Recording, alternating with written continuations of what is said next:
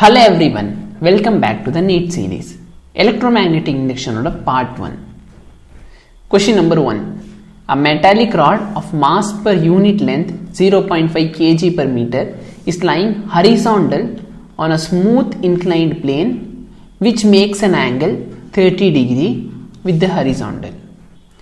The rod is not allowed to slide down by flowing the current through it when a magnetic field of induction 0.25 Tesla is acting on it in the vertical direction.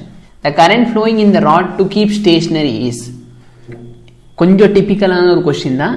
So என்ன சொல்கிறாங்க அப்படின்னா, இதை நம்ம horizontal அப்படின்னு எடுத்துக்கலாம். Okay, so இதான் நம்ம floor. இந்த ஃப்ளோருக்கு மேலே இந்த மாதிரி ஒரு ஹரிசாண்டல் பிளேன் இருக்குது. ஓகே, ஸோ இன்க்ளைன்டு பிளேன் இந்த மாதிரி வச்சுருக்காங்க. இது பார்த்தீங்கன்னா 30 டிகிரியில் சாய்ச்சி வச்சுருக்காங்க. ஸோ இதான் உங்கள் பிளேன் அப்படின்னு எடுத்துக்கோமே. இந்த பிளேன் பார்த்தீங்க அப்படின்னா 30 டிகிரியில் சாஞ்சிருக்குது. ஓகேயா, இப்போ பார்த்தீங்கன்னா இதுக்கு மேலே ஒரு ராடு வச்சுருக்காங்க. இதுதான் ராடு. ஸோ இந்த ராடு பார்த்தீங்கன்னா இந்த மாதிரி வச்சுருக்காங்க. ஸோ இந்த ராடு பார்த்தீங்கன்னா ஆப்வியஸ்லி என்ன ஆகும், கொஞ்சம் இடத்துக்கு அப்புறம் வந்து கீழே உருளை பார்க்கும். கரெக்டாக, ஏன்னா இது வந்து 30 டிகிரிக்கு இருக்கிறதுனால இந்த ராடு வந்து கீழே வந்து ரோல் ஆக பார்க்கும்.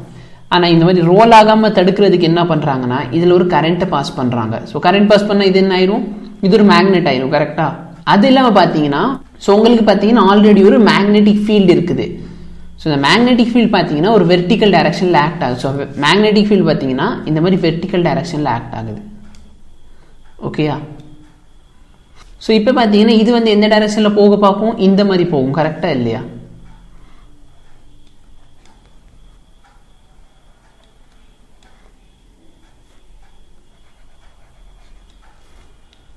ஸோ ஒரு டவுன்வர்ட் ஃபோர்ஸ் ஆக்ட் ஆகிக்கிட்டே தான் இருக்கும்.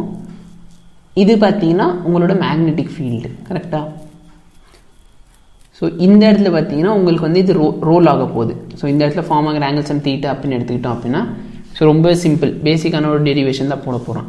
இப்போ ரெண்டு ஃபோர்ஸ் ஆக்ட் ஆகுது. ஸோ ஒரு ஃபோர்ஸ் பார்த்தீங்கன்னா மாஸ் இன்டூ கிராவிட்டி, இது பார்த்தீங்கன்னா ஒரு ஃபோர்ஸு. ஸோ இதோட காம்பனெண்ட் பார்த்தீங்கன்னா சைன் தீட்டா காம்பனெண்ட் இருக்கும். அதே மாதிரி இன்னொரு ஃபோர்ஸ் பார்த்தீங்க அப்படின்னா ஐஎல்பி. ஸோ இந்த இடத்துல பார்த்தீங்கன்னா காஸ் காம்பனெண்ட் இருக்கும். ஸோ இதை வந்து நீங்கள் ரிசால்வ் பண்ணீங்க அப்படின்னா உங்களுக்கு வந்து இது புரிஞ்சிடும் எதுக்காக சைன் காஸ் வந்துச்சு அப்படின்ட்டு. இப்போ என்கிட்ட என்ன கேட்குறாங்க, இந்த கரண்ட் கேட்குறாங்க. ஓகேயா, current is equal to MG divide by LB. So sine theta இங்கிட்ட காஸ் தீட்டா இருக்கும். அப்போ ரெண்டு டிவைட் பண்ணிட்டீங்க அப்படின்னா டேன் தீட்டா வந்துடும். ஸோ எம் பை எல் இந்த வேல்யூ தான் உங்கள் கொஸ்டின்லேயே கொடுத்துருக்காங்க, into G by B into tan 30 degree. இப்போ எல்லா வேல்யூ மட்டும் சப்ஸ்டியூட் பண்ணுங்கள். ஸோ எம் பை எல்லோட வேல்யூ தான் இங்கே கொடுத்துருக்காங்க. ஓகேயா, 0.5 into acceleration due to gravity எதுவுமே கொடுக்கலாம், நம்ம 10 எடுத்துக்கலாம். B 0.25 tesla into tan 30.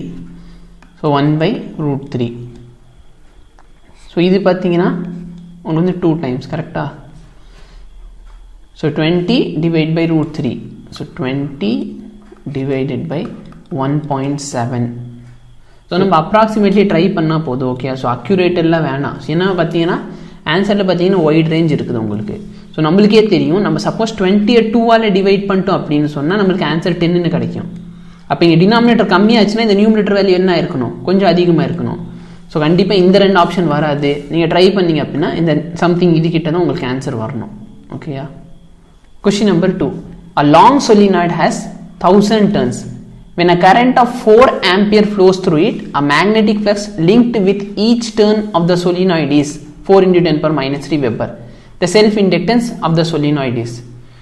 So ஒரு லாங் சொலினாய்டுக்கு 1000 டர்ன்ஸ் இருக்குது அப்படின்னு சொல்லியிருக்காங்க. இதில் கரண்ட் போகிற கரண்ட்டோட வேல்யூ கொடுத்துருக்காங்க. மேக்னெட்டிக் ஃப்ளக்ஸ் ஒரு டர்னோட மேக்னெட்டிக் ஃப்ளக்ஸ் கொடுத்துருக்காங்க. அப்போ செல்ஃப் இண்டக்டன்ஸ் எவ்வளோ அப்படிங்கிறது கேட்டிருக்காங்க. ஸோ நம்மளுக்கு ஃபார்முலா ஸ்ட்ரெயிட்டாக நான் சப்ஸ்டியூட் பண்ண போகிறேன். ஃபார்முலா என்னென்னா, self inductance is equal to n into 5 divided by I.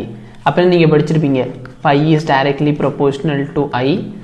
அப்படின்னா n5 is directly proportional to I. அதனால் n5 is equal to some L times I. So இந்த எல் தான் என்னது, நம்மளோட செல்ஃப் இண்டக்டன்ஸ் அப்படிங்கிற ஒரு கான்ஸ்டன்ட். ஸோ எல் வேணும் அப்படின்னா n5/i அப்படின்னு போட்டால் போதும். இப்போ என்னோட வேல்யூ n பார்த்தீங்கன்னா 1000 into 5 பார்த்தீங்கன்னா 4 into 10 to the power of minus 3. So இந்த minus 3 இந்த 1000 கேன்சல் ஆயிரும். டிவைட் பை I கரண்டோட வேல்யூ என்ன 4. அப்போ ரெண்டுத்தையும் நீங்கள் கேன்சல் பண்ணிட்டீங்கன்னா 4/4 is equal to 1 Henry. இதுதான் உங்களோட ஆன்சர். ஸோ ரொம்பவே சிம்பிளான ஒரு கொஷின். ஓகேயா, நீங்கள் ஃபார்முலா மட்டும் கரெக்டாக சப்ஸ்டியூட் பண்ணிட்டீங்க அப்படின்னா உங்களுக்கு ஸ்ட்ரைட்டாகவே ஆன்சர் வந்துடும்.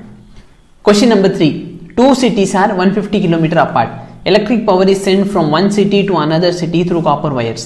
The fall of potential per kilometer is 8 volt and the average resistance per kilometer is 0.5 ohm. The power loss in the wire is. So question என்ன சொல்றாங்க அப்படின்னா, ரெண்டு சிட்டி இருக்குது, இது ஒரு சிட்டி அப்படின்னு வச்சுக்கலாம். இந்த சிட்டி பார்த்தீங்கன்னா 150 km டிஸ்டன்ஸில் செப்பரேட் பண்ணி வச்சிருக்காங்க. ஒரு சிட்டியிலேருந்து எலக்ட்ரிக் பவர் வந்து இன்னொரு சிட்டிக்கு டிரான்ஸ்ஃபர் பண்ண போகிறாங்க.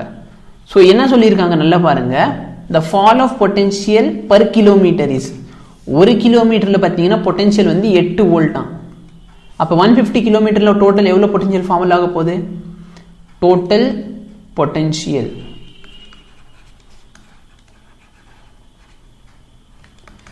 Is equal to 150 into 8. கரெக்டாக இல்லையா? ஏன்னா ஒரு கிலோமீட்டரில் பார்த்தீங்கன்னா 8 வோல்ட் ஃபால் ஆச்சு அப்படின்னா 150 கிலோமீட்டரில் எவ்வளோ ஃபால் ஆகும், 150 into 8 அளவுக்கு ஃபால் ஆகும். அதே மாதிரி ஒயரோட ரெசிஸ்டன்ஸ் பார்த்தீங்கன்னா ஒரு கிலோமீட்டர் ஒயருக்கோட ரெசிஸ்டன்ஸ் பார்த்தீங்கன்னா 0.5 ஓம். ஸோ நம்மளுக்கு தெரியும் லென்த் வந்து இன்க்ரீஸ் ஆச்சுன்னா ரெசிஸ்டன்ஸ் இன்க்ரீஸ் ஆகும். அப்போ டோட்டல் ரெசிஸ்டன்ஸ் பார்த்தீங்க அப்படின்னா 1 கிலோமீட்டருக்கு 0.5, அப்போ 150 கிலோமீட்டருக்கு 150 into 0.5. இது வேணா நீங்கள் இப்போயே மல்டிப்ளை பண்ணி வச்சுக்கிட்டாலும் சரி, இல்லை இப்படியே விட்டாலும் நோ ப்ராப்ளம். இப்போ நம்ம ஆன்சருக்கு வருவோம். அவங்க என்ன கேட்குறாங்க, இந்த பவர் லாஸ் இந்த ஒயர் இஸ். ஸோ பவர் லாஸோட ஃபார்முலா என்ன, பவர் இஸ் ஈக்குவல் டு ஒன்று I²R போட்டுக்கலாம். ஆனால் நம்மளுக்கு I தெரியாது. ஓகே, ஸோ I கண்டுபிடிக்கிறது பதிலாக நம்ம என்ன போட்டுக்கலாம், V²/R இந்த ஃபார்முலா யூஸ் பண்ணிக்கலாம். இப்போ V² 150 into 8 into 150 into 8. ஏன்னா இதுதான் என்னோட V. அப்போ நான் ஸ்கொயர் பண்ண 2 டைம் எழுத போகிறேன். இப்போ ரெசிஸ்டன்ஸ் பார்த்தீங்கன்னா 150 into 0.5. ஸோ இது ரெண்டுத்தையும் கேன்சல் பண்ணிக்கலாம். அதே மாதிரி இது வந்து பார்த்தீங்கன்னா 1 டைம், இது வந்து 16 டைம்ஸ். ஸோ ஃபைனலாக இதை நீங்கள் மல்டிப்ளை பண்ணால் உங்களுக்கு ஆன்சர் வந்துடும்.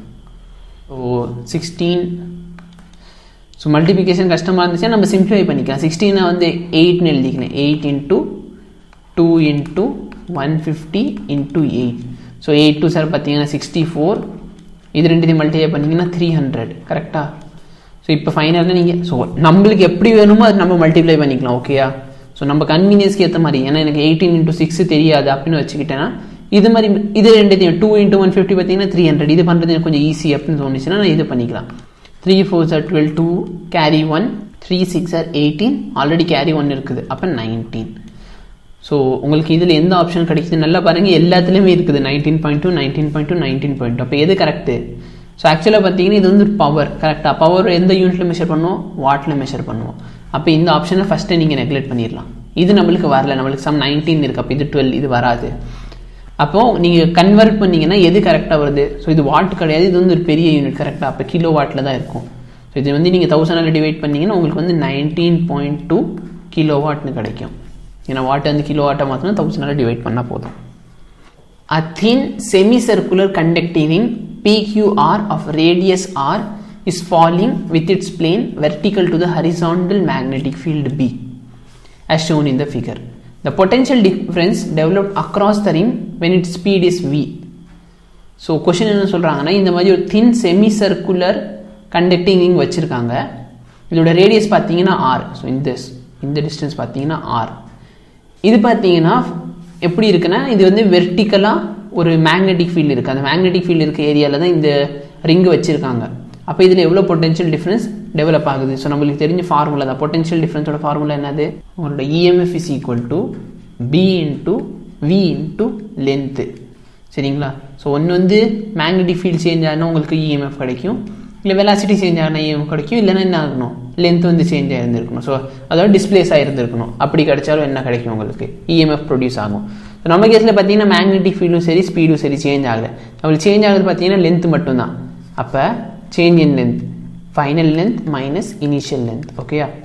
ஸோ இது உங்கள் ஃபைனல் லென்த்து, இது வந்து உங்களோட இனிஷியல் லென்த்து. இப்போ இது ரெண்டுத்துக்கு நல்ல இருக்க டிஸ்பிளேஸ்மெண்ட் எவ்வளோ அப்படின்னு பார்த்தீங்கன்னா 2R. ஏன்னா இது நம்மளுக்கு தெரியுது சர்க்குலர் அப்படின்னு சொன்னால் இது வந்து R, இதுவும் ஒரு R. அப்போ டோட்டலில் பார்த்தீங்கன்னா 2R. அப்போ உங்களோட EMF பார்த்தீங்க அப்படின்னா BV into 2R. ஸோ இதுதான் உங்களோட correct answer. A coil of self-inductance L is connected in series with a bulb B and an AC source. Brightness of the bulb decreases when. So நம்மளுக்கே தெரியும், suppose ஒரு inductance இருக்குது அப்படின்னு சொன்னால் இதோட brightness எப்போ வந்து டிக்ரீஸ் ஆகும் அப்படின்னு கேட்டிங்கன்னா இதோட ரெசிஸ்டன்ஸ் வந்து இன்னும் இன்க்ரீஸ் ஆகிறப்ப. ஸோ ரெசிஸ்டன்ஸ் வந்து எப்போ இன்க்ரீஸ் ஆகும் அப்படின்னா ஃப்ரீக்வன்சி வந்து இன்க்ரீஸ் ஆச்சு அப்படின்னா ரெசிஸ்டன்ஸ் இன்க்ரீஸ் ஆகும், ஒன் ஆஃப் த கேஸ். அப்படி இல்லைன்னா இந்த ஒரு அயன் ராடை வந்து நீங்கள் இன்சர்ட் பண்ணுறீங்கன்னு வச்சுக்கோங்களேன், இந்த இடத்துலயே பார்த்தீங்கன்னா இதோட ரெசிஸ்டன்ஸ் இன்க்ரீஸ் ஆகும். இதை தான் நம்ம என்னன்னு சொல்லுவோம்னா இம்பிடன்ஸ் அப்படின்னு சொல்லுவோம். ஸோ இம்பிடன்ஸ் அப்படின்னு சொன்னால் என்ன அர்த்தம்னா அது வந்து ரெசிஸ்டன்ஸ், ஏசி ரெசிஸ்டன்ஸ் தான் நம்ம இம்பிடன்ஸ் அப்படின்னு சொல்லுவோம். ஸோ இம்பிடன்ஸ் இன்க்ரீஸ் ஆயிடுச்சு அப்படின்னு சொன்னால் இதில் இருக்கிற பிரைட்னஸ் வந்து கம்மியாயிடும், ஏன்னா கம்மியான கரண்ட் தான் போகும். வேற பார்த்தீங்கன்னா ஃப்ரீக்வன்சி வந்து இந்த இடத்துல டிக்ரீஸ் ஆகக்கூடாது. ஃப்ரீக்வன்சி வந்து சப்போஸ் இன்க்ரீஸ் ஆயிருந்துச்சுன்னு வச்சுக்கோங்களேன், ஃப்ரீக்வன்சி இன்க்ரீஸ் ஆயிருந்துச்சுனாலும் இந்த இண்டக்டன்ஸோட இம்பிடன்ஸ் வந்து இன்க்ரீஸ் ஆயிருக்கும். ஸோ இன்க்ரீஸ் ஆயிருந்துச்சுனாலும் பிரைட்னஸ் கம்மியாக இருக்கும். நம்பர் ஆஃப் டர்ன்ஸ் வந்து இன்க்ரீஸ் பண்ணியிருந்தாங்க அப்படின்னு சொன்னாலும் என்னதான் இதோட பிரைட்னஸ் வந்து டிக்ரீஸ் ஆயிருக்கும். வேற இந்த கெப்பாசிட்டன்ஸ் வந்து இது ஞாபகம் வச்சுக்கோங்க, இது வந்து பார்த்தீங்கன்னா ரெசனன்ஸ் கண்டிஷன், இதில் தான் இருக்கிறதுல பிரைட்னஸ் அதிகமாகவே இருக்கும். ஓகேயா? ஸோ உங்களுக்கு இந்த வீடியோ வந்து யூஸ்ஃபுல்லாக இருந்திருக்கும் அப்படின்னு நம்புகிறேன். ஸோ இதில் பார்த்தீங்கன்னா ஒரு சில கொஞ்சம் டிஃபிகல்ட்டான கொஸ்டின்ஸும் இருந்திருக்கும். ஸோ அந்த மாதிரி கொஸ்டின்ஸையும் நீங்கள் ஒர்க் அவுட் பண்ணி பாருங்கள். இந்த வீடியோ வந்து உங்கள் ஃப்ரெண்ட்ஸ் கூட ஷேர் பண்ணுங்கள். சேனல் வந்து மறக்காமல் சப்ஸ்கிரைப் பண்ணிடுங்க. தேங்க்யூ.